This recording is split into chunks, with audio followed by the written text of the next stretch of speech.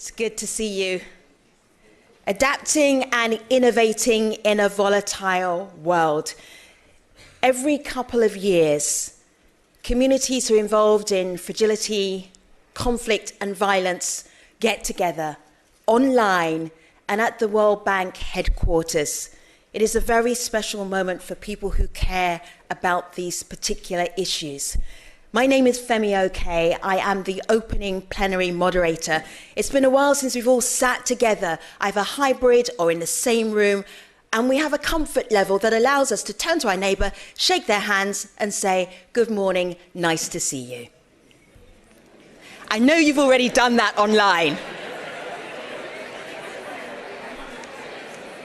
It is good to have you online as well around the world for the Fragility Forum. There will be moments, Forum, when you will want to break into spontaneous applause because we're talking about innovation, we're talking about lessons learned, resilience, and what we can do in our community going forward. I suggest that a moment of spontaneous applause is about to happen. I don't know, but I feel it will when I tell you how we're about to start. Oh. You surprised me and I was expecting it. All right. The Director of Fragility, Conflict and Violence at the World Bank is Sakina Khan, and she is the only way that we can start our Fragility Forum 2024. Director.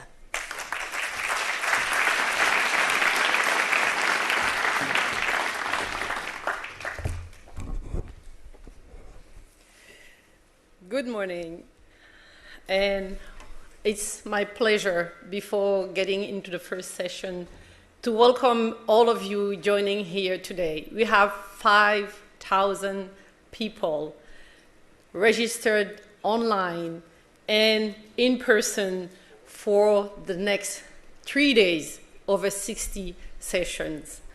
So before I get into the first session, I just want us to remind all of us, we are meeting at a difficult geopolitical time.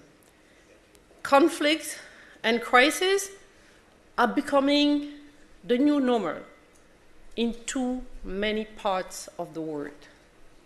Not only conflicts that are making the headlines, but those that are not making breaking news. The number of conflict events around the world has risen, with a high death toll and with forced displacement. We have almost 110 million people forcibly displaced. The climate crisis, the global shock of the pandemic, and threat of future pandemics, and complicate the landscape and make things more challenging for all of us. We will have an opportunity during the forum to dig more into the data, but we should not lose sight of the devastating human suffering.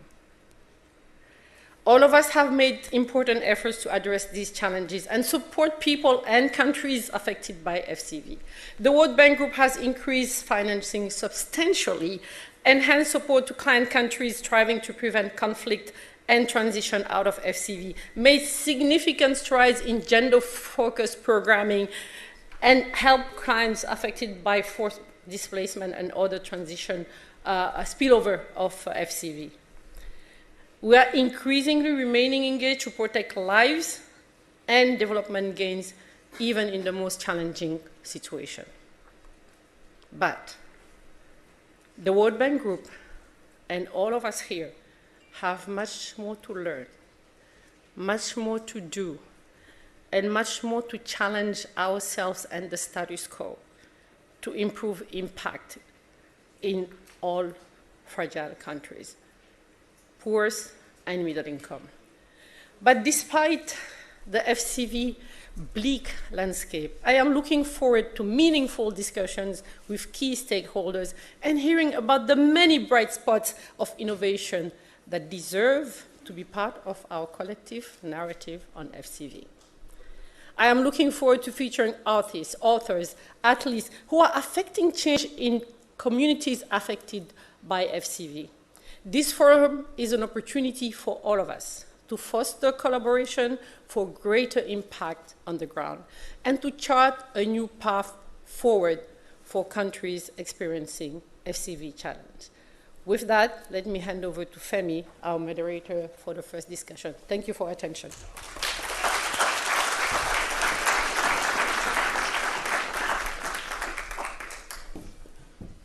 You may have found on your tear an interpretation device. That interpretation device will bring you French, English, Spanish, and Arabic. This language I am speaking is South London. There is no button for that. I apologize in advance. If you are watching online, I salute you. Thank you so much. We appreciate you. If you're watching on C Event or World Bank Live, you also have interpretation in French, English, Spanish, and Arabic, so you can do that.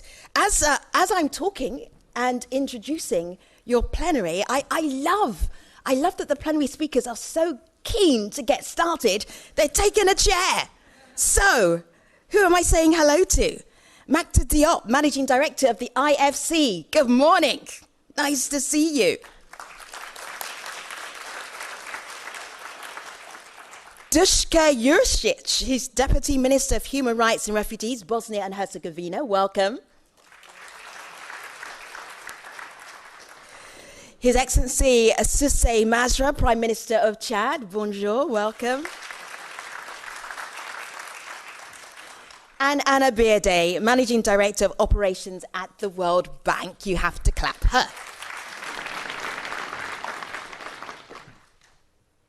So Plenary, I love that you're here because you are courageous, because this opening plenary, called the opening plenary for simplicity, has to be the best conversation of the whole of the Fragility Forum. We've got to set the standard up here, lively, engaging, innovative dialogue.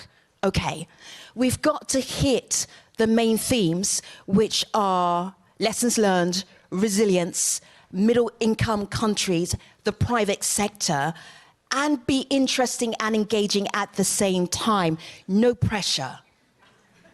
I know we can do it. But first of all, Anna, and then Prime Minister and Duška, and then also Magda, what I'm really interested in, just very briefly, is why are you here? Femi, thank you so much. Thank you for doing this. Let me put it just in a nutshell of why I'm here. I am here because the majority of the poor live in fragile and conflict-affected places. And by 2030, 60% of extreme poor will be in FCV countries. And if we don't work in FCV countries, we will fail in our mission to end poverty on a livable planet. Prime Minister Masra, you are here because why? Oh, thank you so much. I'm here, I come from Chad, which is the cradle of humanity. I think the oldest man discovered in the world comes from Chad. And I'm here because my hope is that in the coming years, we will make sure that we don't stuck at fragility, but we move from fragility to humanity, so that next year, the coming years, I will leave this place for someone else. This is my hope. This is why I'm here.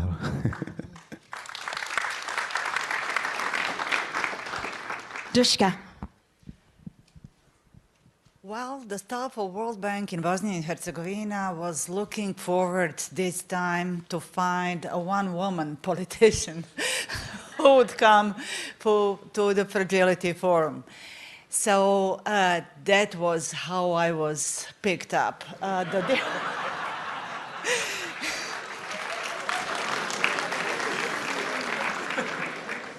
So as you could see, Anna, Prime Minister, Director, all of them are economists. Femi and I have two things which are united, which are very, very similar. She was telling to us 3 times you need to do this, you need to answer the questions, you need to be prepared to tell the story, etc. So 3 times, no pressure. I also do have a journalistic background, and I know what she's looking for to be the best. She's very, very ambitious.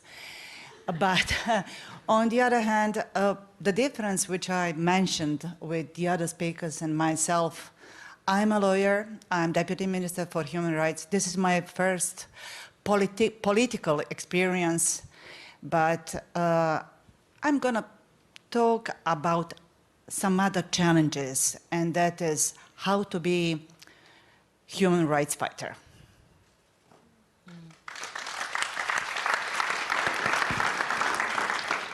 Magda. Now, I'm here because we're living in troubled waters. We've never seen a time where there are so many people dying from conflict everywhere in the world, in Europe, in Africa, in other parts of the world. So the situation is very dire, and we are really in troubled waters right now. And I think we need to build a bridge to cross those. And for people of my generation knew a song which was Bridge Over Troubled Waters. And I think that I'm here because we need to build that bridge so people can cross this river, which is very troubled right now. Such a simple question, but so many deep answers to why would you even be here in DC this particular week. And I want to dig a little bit deeper into World Bank priorities. Climate change, climate issues, climate crisis, obviously one of them. Another one that is very much a focus of the World Bank is fragility, conflict, violence. It is a priority. How does that change the way the World Bank deals with countries affected by fragility, conflict, violence? Thank you so very much, Femi. And let me maybe just take this opportunity to welcome everybody to the Fragility Forum. It's really exciting that we're together 2024. As you know, this event takes place every 2 years. 2 years ago, we were not able to do this in person. We're so excited to be here in person. I think we have something like 4,000 people joining in person or online, and I think this is a huge testament to the importance of this topic, interest, commitment, energy to work on this. I want to just thank you all. I want to thank you, Femi, for being with us, and I want to thank all the fellow panelists for being with us. I will come to your question. Before I do that, I also wanted to, as we get started with our day, if you allow me, just take a moment to acknowledge all the people who have lost lives and lost loved ones because of tragedies, conflict, and war. There are too many of them. They're all over the world. So if you join me just in a few moments of acknowledging and paying our respects. Thank you for doing that. Now, let me turn to your question. So as the fellow panelists have said, we want to go really from a world where we are living with fragility and conflict, where a world where we can focus on humanity, where we can make sure that we can turn to the next page. But it's very difficult, and you mentioned some of these intertwined risks. If you look at the list of the most fragile and conflict-affected countries, it actually overlaps with countries most vulnerable to climate change. If you look at water scarcity, food insecurity, there's an overlap. So we need to address these issues in a different manner. So how is the World Bank doing this, and what do we need to do more? I want to focus on 5 things, and I really want to leave you with these 5 aspects. First and foremost, incredibly important, and to me, one of the most fundamental pillars of our strategy is we have to remain engaged. When trouble comes, we cannot leave. We have to remain engaged. And we do that from countries like Yemen, Afghanistan, Somalia, Ukraine, Palestine. We do it across the board, and we have to. And we do it thanks to partners. And I want to thank all of you who are partners with us. Take Yemen, for example. It's a good example where, thanks to UNICEF and the ICRC, we've been able to remain engaged and have been able to do operations over a long period of time, even though the country's been going through such a difficult time. Number one, remain engaged. The second thing is that we need to recognize that conflicts do not recognize borders. Do not recognize borders, which means that we need to make sure that we also work very hard in the country where the conflict is, but equally neighboring countries that are feeling it. I saw this firsthand when I was in Chad in September, and I traveled with UNHCR to the border of Sudan and Chad, where so many refugees are coming in over the border. And what I found very, very powerful is that you can take humanitarian and development support and assistance and you can twin it. Because what we need to do is help the people who are coming over in a desperate situation, but also, of course, the host communities. And between UNHCR and the World Bank and many other partners, I feel like we can do that, and we can in many ways make sure that everyone gets better off. And from a development point of view, it's important to me because we can leave something behind. I think that's important. So we're doing this and we're doing it pretty well, I think. Now, what do we need to do more of? I'm gonna focus on three things. First one is part of our strategy that I find difficult. I'm going to be very honest with you. It's our first pillar. It's called prevention. We are not preventing conflict. Look, the world, Maktar said it very well. The world is strife now with conflicts and fragility. So how do we get better as an institution to analyze, detect, identify fragility? Can we prevent the conflict breaking out? Not necessarily. Can we be better prepared to know what the drivers are, to increase our support in areas that need increase for resilience? I think yes. So we're working now to look at various monitoring and preventive predictability tools, learning from others. And here I want to give a shout out also to the International Rescue Committee, which has a tool that I just discussed a few days ago with them. So we need to learn from each other. We need to get better at doing this so that we can also invest where we think the fragility is the highest.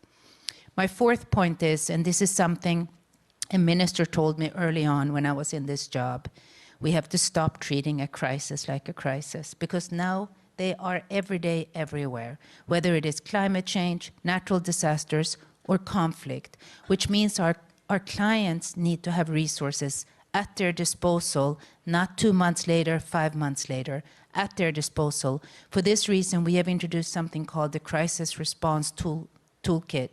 And what this does is actually allow our clients to move 10% of undispersed balances in their program with us immediately, so that they can use those resources to respond to the crisis, the conflict right away. And my fifth point is something that is particularly important this year, and that is that we mobilize a very strong IDA, International Development Association. This is our fund for the poorest countries in the world. A huge amount of it goes towards fragile and conflict-affected countries, and we need it to continue. So this is a shout out to all of you who follow the fundraising and the importance and the result stories coming out of IDA to spread the word, because this is an incredibly important source of resources for our clients. Thank you. So, Anna, when you started speaking, Maktar got out his notebook and started making notes. I don't know how he was inspired that quickly, but I do want to know what he wrote down. No, we want to know what he wrote down. Maktar, what did you write down in your notebook, please? I am a nightmare for my team because I prepare briefings and I never use them. I just read them, but I never go verbatim. So my colleagues here are just sometimes frustrated. So I try to respond to the question. So obviously I use what they told me, but I try to make it my own. So that's what I was trying to do. But before we start, I would like to give a shout to Sukaina and the FCV team. Please stand up for the wonderful job.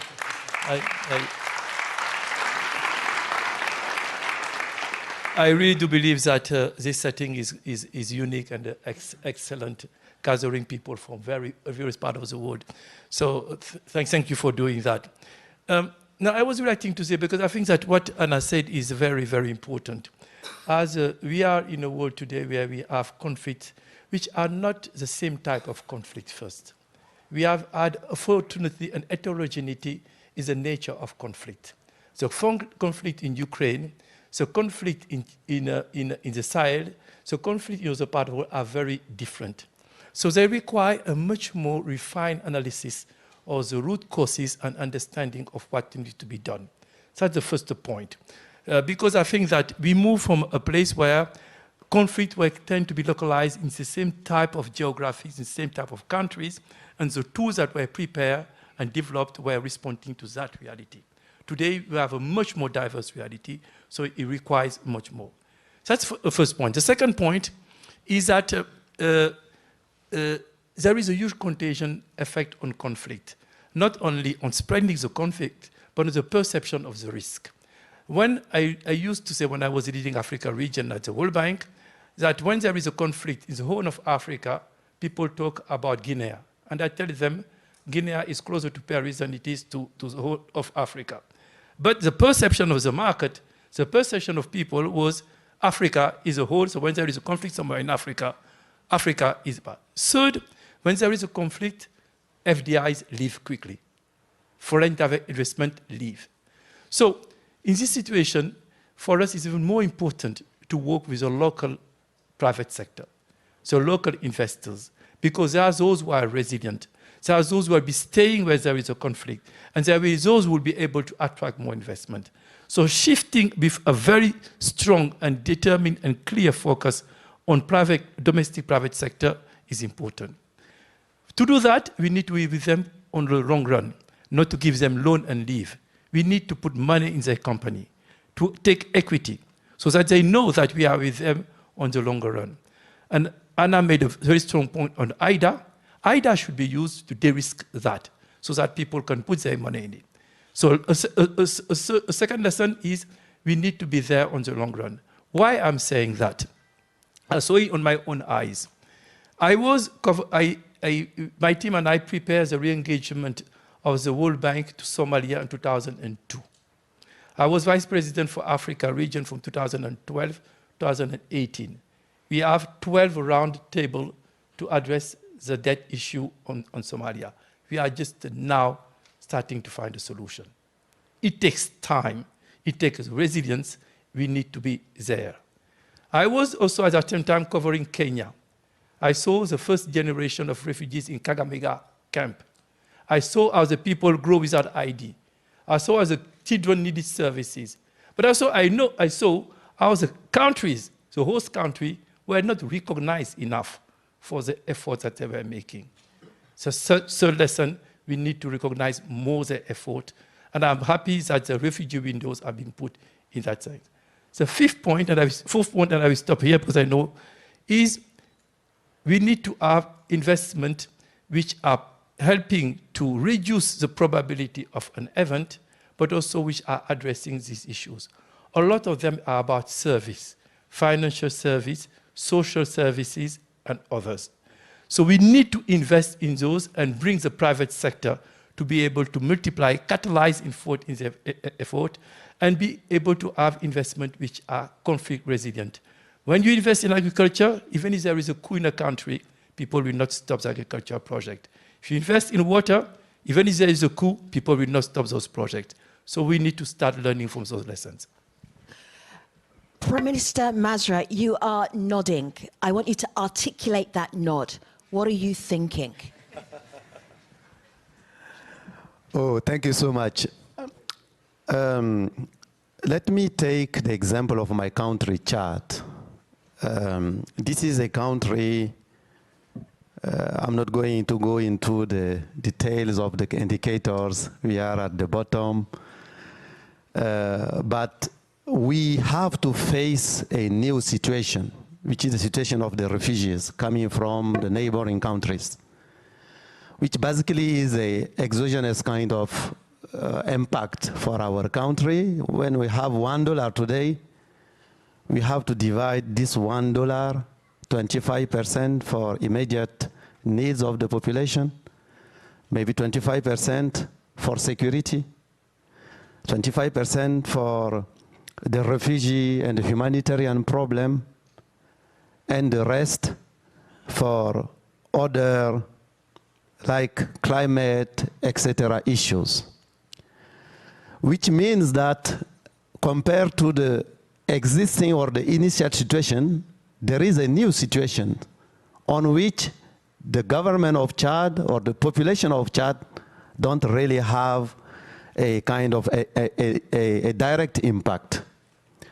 So the question is, how can we, and I'm happy to hear Maktar referring to the roots of the problem.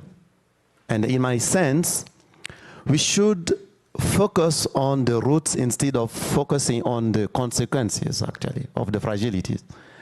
And on the roots, I think the main thing we need to focus on is the question of the leadership in place in those different countries. When I look at the situation in Chad, we have the existing number of refugees 10 years back. And now, 10 years later, we have a new number adding to the initial situation. In 10 years' time, we didn't change much the situation, which means that this looks like a global failure for all of us. So we need to focus on the leadership, the existing leadership, the institutions in place, the policies we are designing. How are they really inclusive? How are they making sure that we build strong countries, strong institutions? I think this is one of maybe the next steps we need to make sure that we can solve those problems in a sustainable kind of manner. This is number one. The second thing, I would like to add the question of the skills.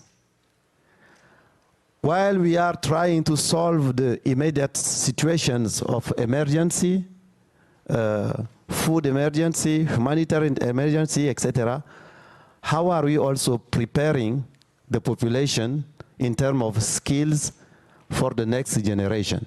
And this is where our investments on specific needs like education, health, and others are strategic, even if we are facing a situation of emergency.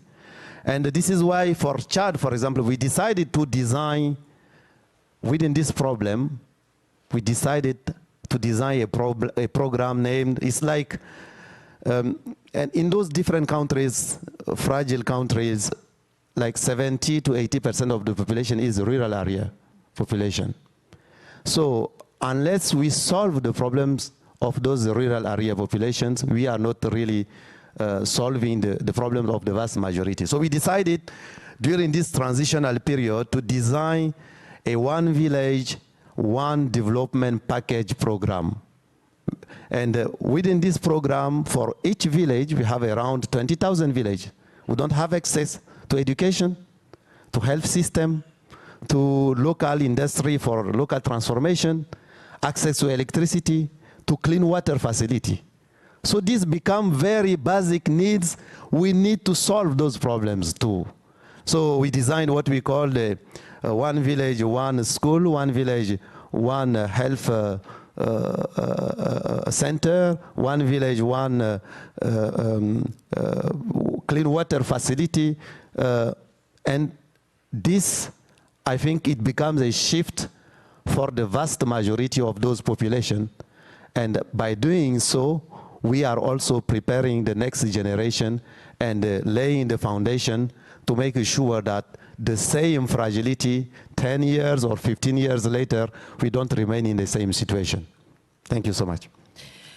Dushka, you are thinking something. I want you to articulate it, and then I want you to take us on this path from being a conflict country to getting to peace, and how that happens. What does the international community do from your experience in Bosnia and Herzegovina? But first of all, I know there's something else that's going on in your mind that I think was just triggered by the Prime Minister. Go ahead. The war ended in 1995, and I must say something, maybe it's not appropriate, and I apologize because of that. There was some misunderstanding between me and Femi. She told me that I should say the anecdote, and on my language, it means the joke. So, but I'm definitely going to say what was happening the first day after the peace accord was signed, and that happened on November 21st. 1995.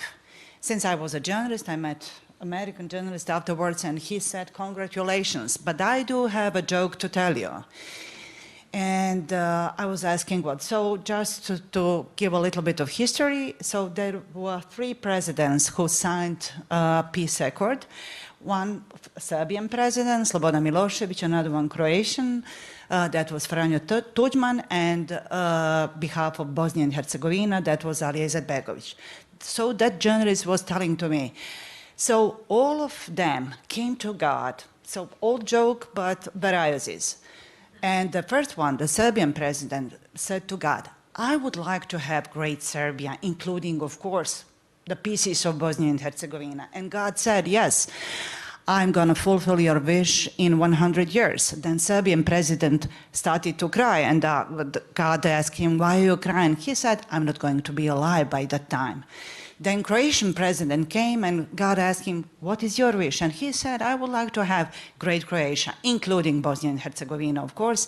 And God said, okay, well, you are going to have it in 50 years. And Croatian president started to cry, saying, I'm not going to be alive by that time. Then the Bosnian president, Alija Izetbegović, came, and he said, well, I would like to have united Bosnia and Herzegovina. Then God started to cry. So, to be honest, that was a really bitter joke.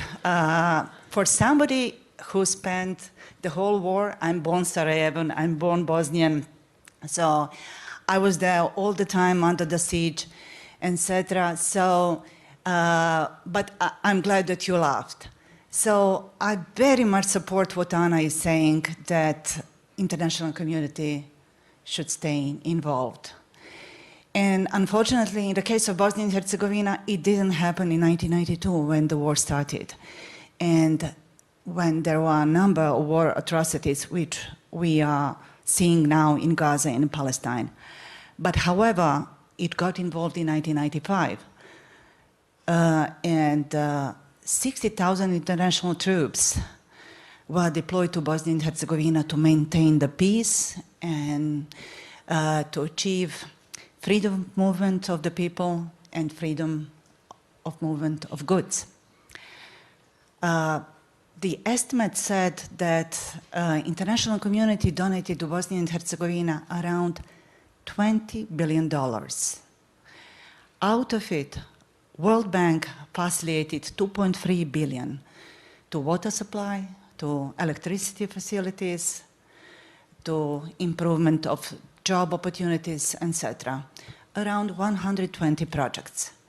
So talking about the engagement of international community, I also need to say that we do have something, let's say, very, very special that has been agreed in Dayton Accord, and that is called Office of the High Representative.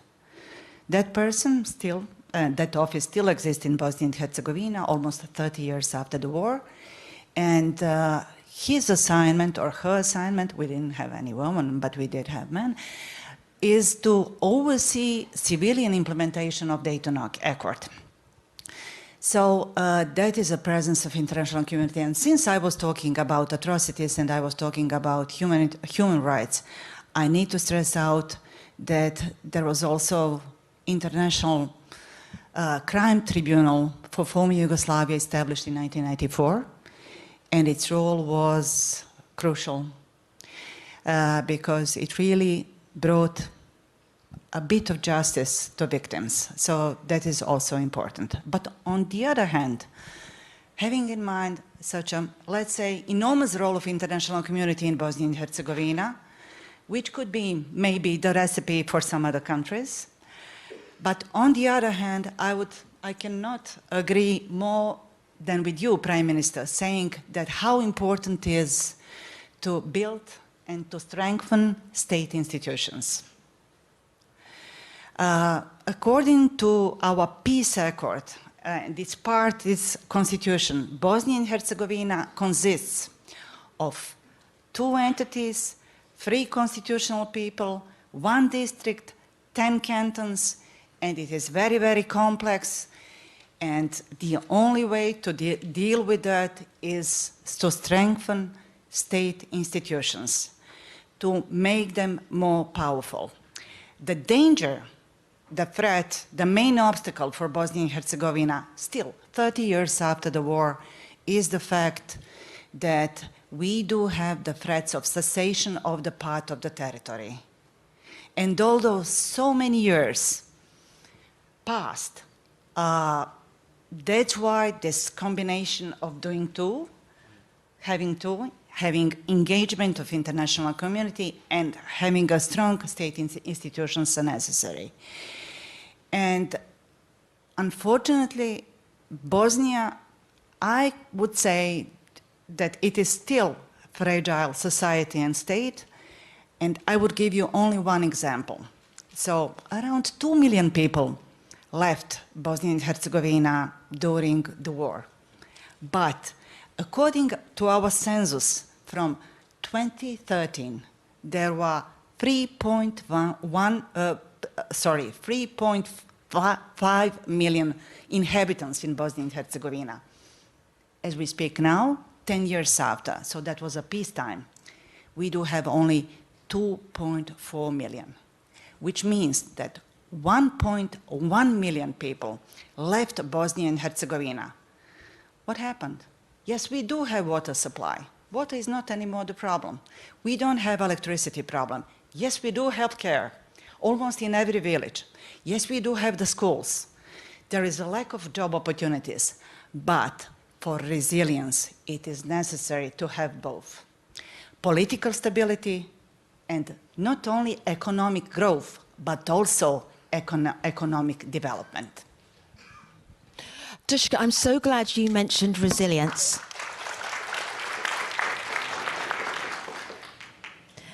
I'm so glad you mentioned resilience because I want us all to talk about that from our various different expertise and experience. Anna, resilience in this world of fragility, conflict, violence. What does that even mean? Oh, thank you, and very, I think, powerful interventions by the panelists. I think if there's one thing, and I was asked this question actually a few days ago when I visited an Institute of Technology with students, recognizing that the world is increasingly fragile. I think it is institutions. I think it is institutions, and I think that's why in our work it becomes so important that we do not just focus on services, we focus on the institutions behind the services and making sure that the capacity is built. Because when things go wrong, when things get difficult and hard, it's those institutions that need to actually step up even more. But I would also go further and say something you were getting to also, Dushka, which is rule of law and enforcement of law, because it's very easy that things can trickle out of control, and then you have a whole different issue at your hands. So I would say that this is an area that we should do more on, and we haven't talked that much yet, and I know you will, about another part of our strategy, which is the violence part. We talk a lot about the conflict part, but some countries around the world where the biggest fragility is actually domestic violence. It's not necessarily cross-border conflicts or within civil war, but it's violence, it's gangs, it's other types of violence that threaten society and citizens. So I would say it's around that. I would also say that we need to take a segmentation approach, which means what does building resilience mean for different people? If you are a 14-year-old girl, what does resilience mean for you? It means being able to go to school and finish your school. It means being able to get safely to that school. And it means coming home from school where you have also safety, you have electricity, you can do your homework, and you have your family fabric. But if you're a 45-year-old farmer, what does resilience mean to you? It means your family, of course, which might mean that 14-year-old girl, but it also means, will the rain come this year as I expect it to? Will I be able to have a yield on my farming and my crops? Will I be able to make a livelihood? What does this mean for me? So understanding resilience from different eyes and the eye of the beholder, I think, is very important for our work. Prime Minister, we met just over an hour ago, and I said to you, I would really love you to share a story that will stay with our forum for the days to come. So if we're focusing on resilience and Chad, what story would you want to share with us? Can I share 2 stories? 2 short stories. Thank you so much. Look, let me take a personal kind of story. I started my school in my village like 30 years back. I had the opportunity to go to school because my grandmom has to sell in the market the rest of the, the food, etc. And I got that opportunity to go to school. And then I left my village and I traveled and I went to different countries and then I came back. 30 years later, and the school remained the same. And at that time, we had the opportunity, thanks to the World Bank, to finance the production of our oil 20 years back. But in that village, which is in the region of the oil production, the same school, no health center, no clean water facility, no road for, for farmers, etc. So what is the missing point here? And when I went back, now at that level, at that position, I felt a little bit ashamed. My question was, what did we miss here? We had resources, maybe we had the appropriate program design, we have very smart people, but maybe the development was not inclusive, right? Maybe we didn't focus on the basic and very important needs of the population. This is what we need to change and to build the appropriate resilience solutions. So this is a story that could be shared across the Sahel region. How do we move from, if you allow me the word, from desert to power, in empowering people and giving them the appropriate solutions they need to build their own resilience. For someone who is sick, your resilience is to get medicines. If you are thirsty, then you need clean water to drink. If your bottom is empty, you need something to eat. This is your resilience, right?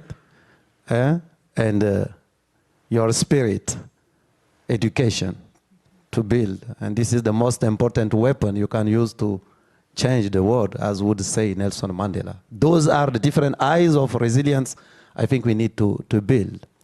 The second story I would like to share is when I was coming here for this Fragility Forum, I used to have some chats with my supporters, my fans, etc. And one asked me 2 questions I'm happy to share here with you guys. He said, "Are you really happy to go to this Fragility Forum?" I said, "Yes, why not? Because I'm going to meet very beautiful people and they are going to help us to solutions, etc." And he said, "Look, fragility. Are you happy that your country is referred as a fragile state?" And he added, "Remember, a few years back, we were happy to be eligible to the heavily indebted countries. You remember that program? How can you be heavy because you are part of the heavily indebted countries? So your mission is to go there and make sure that in the coming years, you are out of the fragility, our country is out of the fragility, and out of some programs who are designed for countries with problems. You see, so this gave me a sense of, I feel a little bit confused by this story and this kind of question asked by the people. So, in my sense, I think the fragility in many countries is also maintained by exogenous kind of impacts. Money laundering, for example, the international financing of terrorism, how international powers can impact local politics also. This is something that could have a huge impact on local violence, on local fragilities. So unless at international level, we have a clear commitment to solve those problems who are very cross-cutting problems, we can't fix local fragility situations. So if there is a role to play by international partners, is also to focus on those international situations which have local impact on fragility. This is what I wanted to share with you. Thank you so much.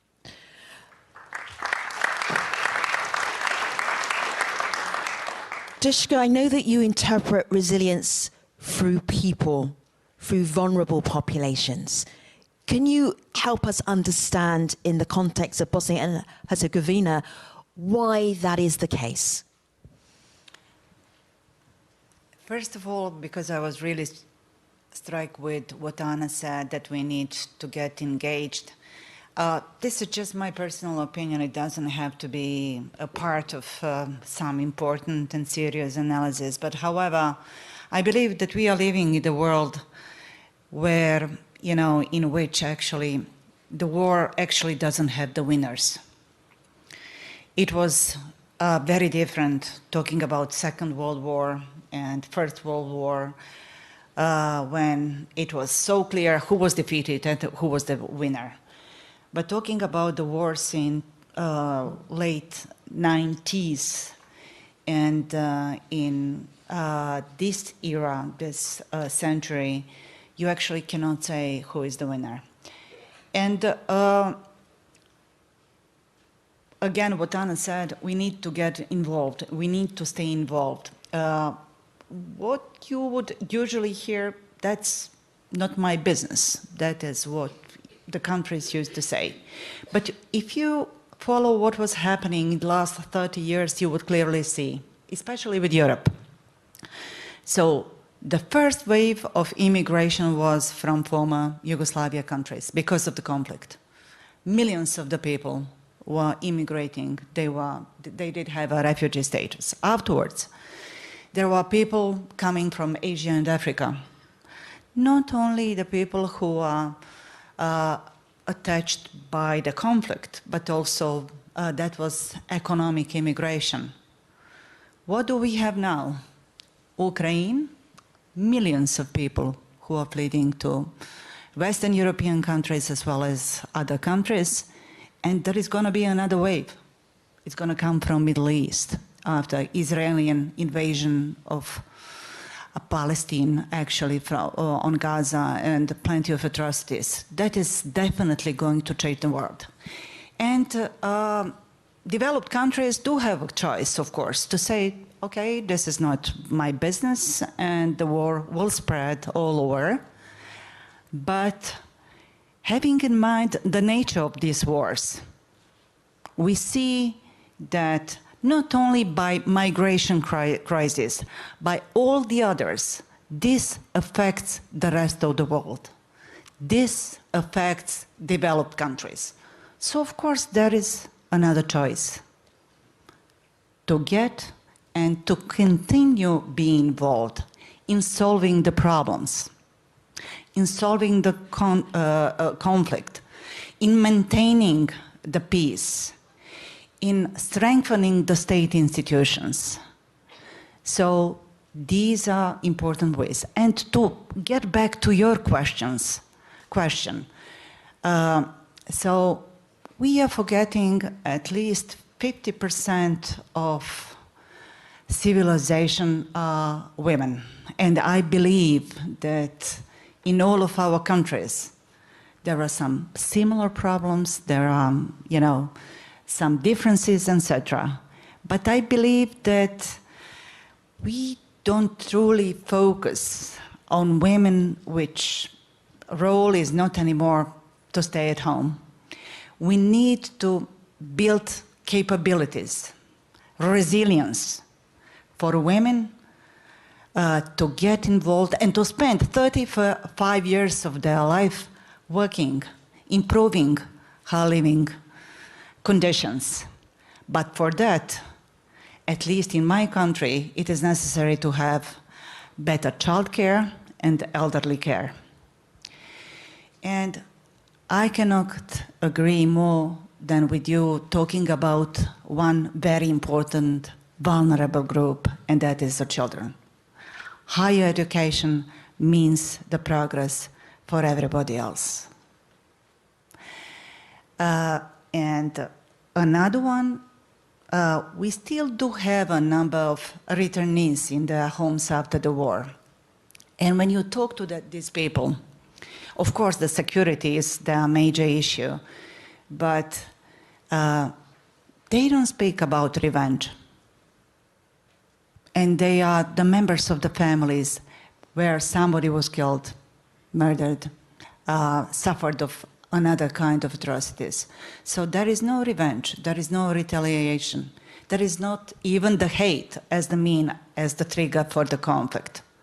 Those people, as very, very vulnerable group, as women, as children, they take care about their presence, and they are very much concerned for their future.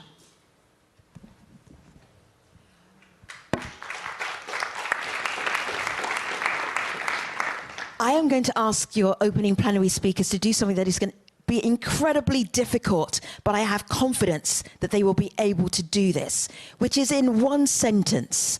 What wisdom would you like to impart to the forum on day one, hour one, that you have learned about fragility, conflict, or violence, again, in one sentence? Magda, I know that sentence is right at the tip of your tongue. No. I would like to say a few words before getting to that round. I knew there would be a few words. I think that you kind of shortchanged me on this one. No, it is the program. No, but I want to say a couple of things. And please, go ahead. I understand what is it. You know, there is a singer that some of you like, Bob Marley, who say a hungry mob is a hungry mob. Okay? When people are hungry, they're upset, and when they're upset, they create conflict and violence. So for me, I would like also this discussion, as the Prime Minister said, leads us to some concrete actions. For me, food security is a main source. There are many sources of conflict, but I'm sure that food insecurity is a source of conflict. And we need to take some critical, aggressive, ambitious steps to address it. So, personally, in the discussion we have on the current IDA replenishment, I would love to have it as a main pillar. How many acres and thousands of acres have been irrigated in the Sahel to allow people to have access to water? How much investment has been done in the agricultural banks to help people finance investment in agriculture? How much vocational school has been built to help people to learn the jobs which are related to agriculture? These are and the list is long, but I would like us to take some targets which are under our collective reach, okay, us together, to be able to make a difference on some of the source of conflict. So food security for me is a major one, and access to water. The second one, we talk about institutions. There are many institutions, some which take time to change on others. We have those issues about resource management, mining resources. We have the EITI initiative, but is it not a time to revamp that initiative, to give more visibility? You refer to the oil situation in Chad. EITI was involved in that conversation. We are now moving in a world of digitization, where there are all these resources about battery, cobalt, etc. Are we having the right governance in place internationally to manage those resources properly so that we can avoid conflict related to mining. Second. Third, that I think which is important for me is water. Water is something which has always been a source of conflict, particularly trans-border and share waters. So I would like to for Femi to say that this forum is great because it's putting all these issues before us. And we are a development agency. We are not people who are working, we are not the UN. So there is some political issues that we cannot solve. But collectively here, there are some issues that we can address. And I would like us to pick 3 or 4 or 5. So you want my words for the forum. I would like us to pick 3, 4, 5 verticals that we will be able to work with on and try to have results that we can monitor for the next Fragility Forum. So these are my words. All right. Thank you. Dushka, final thought. What did you want to share with this audience just before we wrap up our plenary? In a sentence, please. Maktar said food, water, and what was the third? I forgot it. Mining. Mining. I would say just human resources. Mm-hmm. You know, nothing would be able without human resources.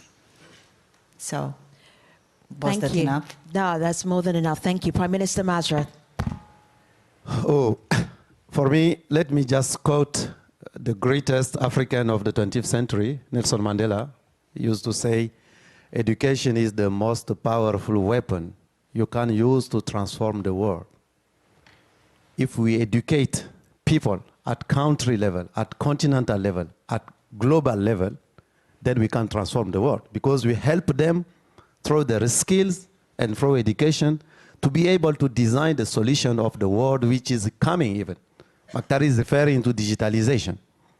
You know, 10 years or 20 years back, digitalization was not so important, but today it's mandatory. So let's go from education to health, because no matter what you do, if you are not in good health, then you are going anywhere, right?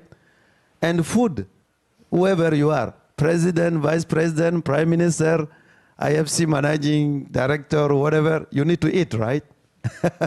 So unless you fix this, there is nothing you can do. Then electricity, energy, nothing is possible. No development, no industrialization is possible without energy. So I have to pick 5: education, health, food, electricity, digitalization, and let me add also water, right? So these are the priorities. Anna, thank you so much. What do you want to leave our forum with for now? Well, I agree with everything that's been said, but I want to tie it back to the theme of the Fragility Forum this year, which is adapting and innovating in a volatile world. And that means we have to learn what actually works, because it's easy to focus on all the difficult things, but we also have to, in order to remain engaged, learn what actually works. And to underpin that, I would add one word which I think is very important for people to move forward, and that's hope. Hope, because I don't want more brain drain out of Bosnia. I worked there in 97 onwards, and there was actually hope. But what we're seeing now is a lot of people are leaving because there are no jobs, and the feeling is that there is no solution to moving forward. So we need hope, and we need hope on the basis of adaptation, innovation in this difficult world that we're in. Thank you. Thank you. Your next plenary will take you from fragility through to resilience in a lot more detail. Your next moderator is gifted and talented and way more knowledgeable than I am. Your next moderator is Sakina Khan. So she will be coming up and taking the hot seat from me. But for now, Forum, this is your opening plenary panel. Thank you.